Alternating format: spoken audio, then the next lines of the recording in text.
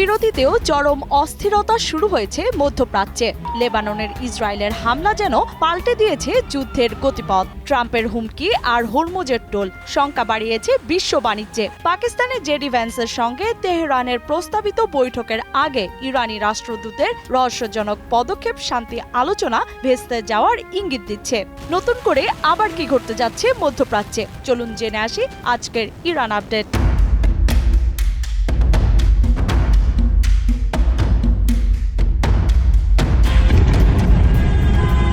যুক্তরাষ্ট্র ও ইরানের মধ্যে যুদ্ধবিরতি ঘোষিত হওয়ার মাত্র কয়েক ঘন্টার মাথায় লেবানন জুড়ে ভয়াবহ বিমান হামলা চালিয়েছে ইসরায়েল। বৈরুত, বেকা উপত্যকা এবং দক্ষিণ লেবাননের জনপদগুলোতে চালানো এই হামলায় 180 জনেরও বেশি মানুষ নিহত এবং প্রায় 900 জন আহত হয়েছেন। ইসরায়েলের প্রধানমন্ত্রী বেনিয়ামিন নেতানিয়াহু দাবি করেছেন, পাকিস্তানের মধ্যস্থতায় হওয়া এই যুদ্ধবিরতি লেবানন বা হিজবুল্লাহর ক্ষেত্রে প্রযোজ্য নয়। অন্যদিকে লেবাননের প্রধানমন্ত্রী ও স্বাস্থ্যমন্ত্রী একে গণহত্যা আখ্যা দিয়ে আন্তর্জাতিক সম্প্রদায়ের জরুরি হস্তক্ষেপ কামনা করেছেন। ধ্বংসস্তূপের নিচে এখনো অনেকে আটকা পড়ে থাকায় নিহতের সংখ্যা আরও বাড়ার আশঙ্কা করা হচ্ছে।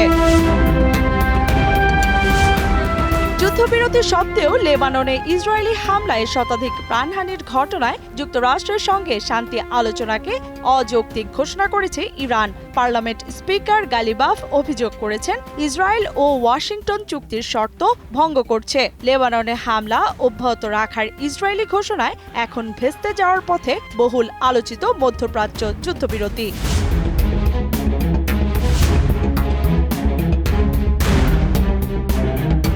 চুক্তির শর্ত না মানলে ইরানে পুনরায় ভয়াবহ হামলার হুঁশিয়ারি দিয়েছেন মার্কিন প্রেসিডেন্ট ডোনাল্ড ট্রাম্প। কৌশলগত চাপ বজায় রাখতে ইরানের সীমান্তবর্তী অঞ্চলে নৌবাহিনীর জাহাজ ও অত্যাধুনিক যুদ্ধবিমান মোতায়েনের চূড়ান্ত সিদ্ধান্ত নিয়েছে ওয়াশিংটন। শান্তি আলোচনার মাঝেই যুক্তরাষ্ট্রের এই কঠোর সামরিক অবস্থান মধ্যপ্রাচ্যে নতুন করে বড় সংঘাতের শঙ্কা তৈরি করেছে। লেবাননে ইসরায়েলি হামলার জেরে হরমুজ প্রণালীতে জাহাজ চলাচল নিয়ে চরম অনিশ্চয়তা তৈরি হয়েছে। আইআরজিসি যুদ্ধবিরতি লঙ্ঘনের অভিযোগ তুলে মাইন দুর্ঘটনার ঝুঁকি নিয়ে সতর্কতা জারি করেছে। পরিস্থিতি জটিল হওয়ায় বিকল্প পথে চলাচলের পরামর্শ দেওয়া হয়েছে, যা বিশ্বব্যাপী জ্বালানি ও বাণিজ্য খাতে দীর্ঘমেয়াদী সংকটের ইঙ্গিত দিচ্ছে। স্থায়ী যুদ্ধবিরতির লক্ষ্য নিয়ে পাকিস্তানের পথে রওনা হয়েছে ইরানি প্রতিনিধি দল। আগামী শনিবার মার্কিন ভাইস প্রেসিডেন্ট জেডি ভ্যান্সের সঙ্গে তেহরানের প্রস্তাবিত 10 দফা নিয়ে গুরুত্বপূর্ণ আলোচনা হবে। তবে ইসরায়েলের অব্যাহত যুদ্ধবিরতি লঙ্ঘনে এই কূটনৈতিক উদ্যোগ নিয়ে জনমনে গভীর সংশয় ও বিভ্রান্তি তৈরি হয়েছে।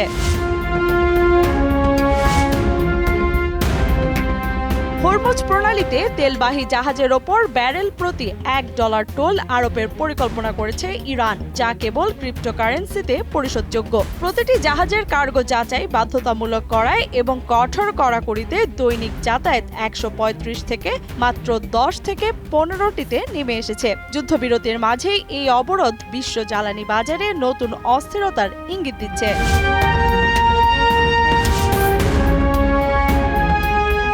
এদিকে যুদ্ধবিরতিকে বিজয় যাত্রার শুরু আখ্যা দিয়ে ইরানে অভ্যন্তরীণ সংস্কারের ডাক দিয়েছেন সাবেক প্রেসিডেন্ট হাসান রুহানি। তিনি যুক্তরাষ্ট্রের নীতিকে ব্যর্থ উল্লেখ করে মধ্যপ্রাচ্যের স্থায়ী নিরাপত্তায় ইরান, তুরস্ক ও পাকিস্তানের ত্রিপক্ষীয় সহযোগিতার উপর গুরুত্বারোপ করেন।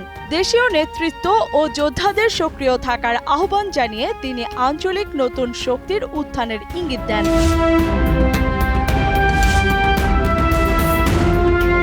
লেবাননে ইসরায়েলি হামলার তীব্র নিন্দা জানিয়ে ইইউ ইসরায়েল অ্যাসোসিয়েশন চুক্তি বাতিলের আহ্বান জানিয়েছেন স্পেনের প্রধানমন্ত্রী পেদ্রো সানচেজ। একদিনে 254 জনের মৃত্যুর ঘটনাকে আন্তর্জাতিক আইনের চরম লঙ্ঘন উল্লেখ করে তিনি নেতানিয়াহুর কঠোর সমালোচনা করেন। অবিলম্বে লেবাননকেও যুদ্ধবিরতির আওতায় আনার দাবি তুলেছেন এই ইউরোপীয় নেতা। লেবানন সহ পুরো অঞ্চলে যুদ্ধবিরতি কার্যকরের আহ্বান জানিয়েছেন ফ্রান্সের প্রেসিডেন্ট ইমানুয়েল ম্যাখো। বৈরুতে ইসরায়েলি হামলার জেরে ক্রমবর্ধমান উত্তেজনা কমাতে তিনি পারমাণবিক কর্মসূচি, ক্ষেপণাস্ত্র এবং হরমুজ প্রণালীর নিরাপত্তার বিষয়টিও ইরান যুক্তরাষ্ট্রের আলোচনায় অন্তর্ভুক্ত করার পরামর্শ দিয়েছেন। পাকিস্তানে নিযুক্ত ইরানি রাষ্ট্রদূত রেজা আমিরি মোকাদ্দাম ইরানি প্রতিনিধি দলের ইসলামাবাদ সফর ও যুক্তরাষ্ট্রের সঙ্গে আলোচনার খবর সংবলিত পোস্টটি রহস্যজনকভাবে মুছে ফেলেছেন। লেবাননে ইসরায়েলি হামলার মুখে এই পদক্ষেপ শান্তি আলোচনা নিয়ে গভীর সংশয় তৈরি করেছে। নির্ধারিত সময়ে জেডি ভ্যান্সের সঙ্গে তেহরানের বৈঠক হবে কিনা তা নিয়ে এখন বিশ্বজুড়ে ধোঁয়াশা। ইয়ানা শারমিন, সময় সংবাদ।